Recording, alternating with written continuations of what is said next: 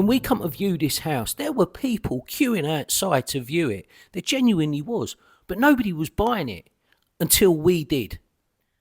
All right, so before we go any further, let's talk about this area because, as you can see, this is a typical whitewashed Andalusian village which is built on a hillside. So, what that basically means is that the layouts of these houses are anything but conventional. They're typically built using the best space available, and that basically adds to the charm and the character of these places. Every little nook, every little cranny, builders use and fill that space as best as they can.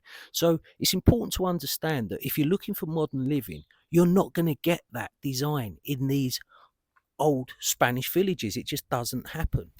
Okay, so let's carry on setting the scene. So you've had a visual understanding, and you could see in that last shot that basically at some point you're always going to be going up or down. And that's what makes these Spanish whitewash villages interested. It's almost as if the houses climb up the hillside, like they've grown over time almost. Now, these houses are not built for convenience. I think that's pretty self-explanatory. They've been built around the land, around the light, and certainly around the people that came way before us. So what does that actually equate to? Well, what it means is that you get quirky rooms, uneven floors, and layouts that make zero sense to modern eyes. But that gives these houses so much soul, and that is part of the problem, particularly with this house when people were viewing it. Because if you're viewing these kinds of properties with modern day living in mind, it's not going to make any sense. But that's the exact reason that drew us to this house. Okay, so what was the problem with this house? Why did nobody want to buy it? Well, the truth is, this property was originally marketed as a 3-bedroom house. But in reality, it really wasn't. And I'll tell you the reason. To get through to the 3rd bedroom, which is the master bedroom, the principal bedroom, it meant you had to walk directly through the 2nd bedroom. So there was no hall in between and certainly no privacy. So if you can imagine that, if you're in the master bedroom and you've got guests, you're literally having to walk through their bedroom to get to another part of the house. So it was completely impractical. And for most people, that was the deal breaker. They couldn't see past that. But we didn't see a layout problem. What we saw was potential that just needed unlocking. In this room that I'm currently standing in was classed as the 2nd bedroom. There's a 3rd bedroom which is on one of the lower levels. That bedroom behind me, which is the principal bedroom, basically meant that you had to walk through this bedroom to get into that one. Highly impractical, and obviously there's no hallway, there's no privacy, and it's not great if you've got guests staying and you're walking past their bed to get into another part of the house. And I can understand for many people that was the deal breaker. That's what put them off. But for us, we saw this place different. We didn't see the layout as a problem. What we saw was potential. So what did we do? Well, basically, we decided we didn't need a 3rd bedroom. What we needed was flow and not numbers. So our idea to completely reimagine this property and give it the life that it needed was to turn this room into our lounge. So this 2nd bedroom is going to become our lounge, and what we're going to do is we're going to open up this wall just here. That's going to let more light through because at the moment there's only one window here. But what it means now is basically we can walk from the lounge into what is going to become the master bedroom, and it just gives the property a whole better layout. It gives it more flow and makes it feel as it should.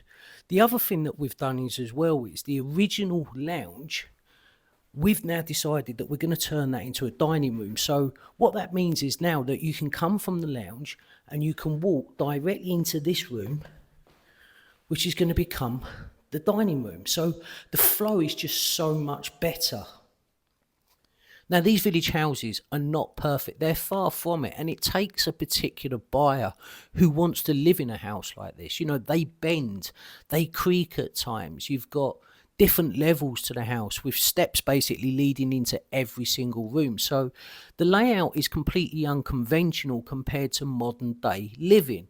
However, it's the quirkiness of these properties that actually draw the attraction for me. I'll give you some of the ideas of the quirky bits we've got in this house. I've got walls that, instead of running square, run on angles.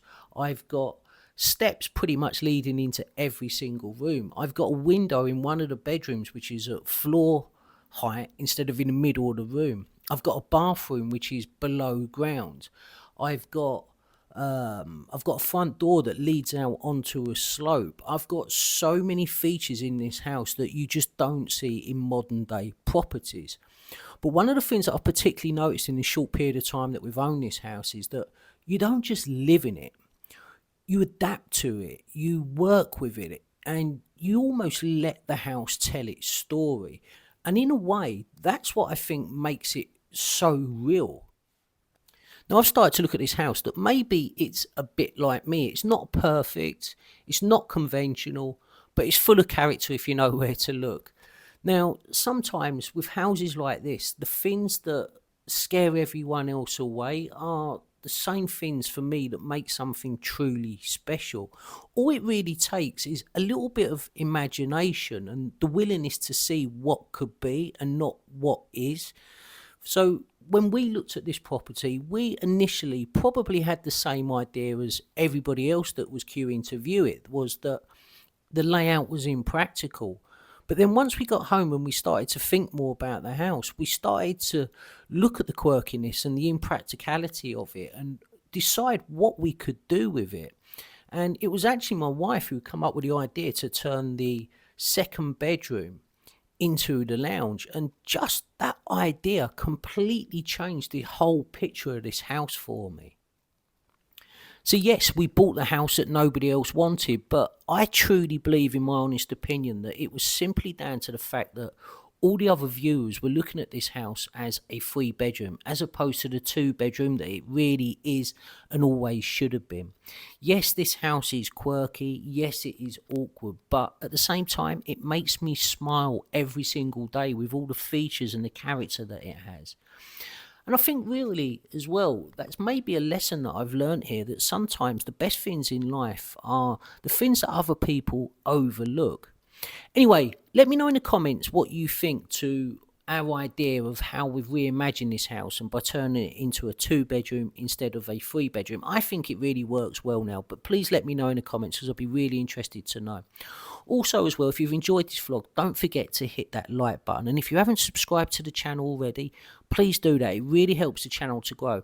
Also hit the notification bell, because we're going to be doing so many changes to this property, from opening walls up, fitting new doors, new kitchens, bathrooms, floors, just basically a complete renovation, and it's going to look fabulous when it's finished. So you can follow that journey by subscribing and following that, hitting that notification bell. And then lastly, there's a new feature called Hype, and basically this is a feature that YouTube have put for small channels such as this, and if you hit that Hype button, basically YouTube will put this video out to more people to view. Anyway, enjoy whatever you're doing for the rest of the day, and I'll catch you in the next one.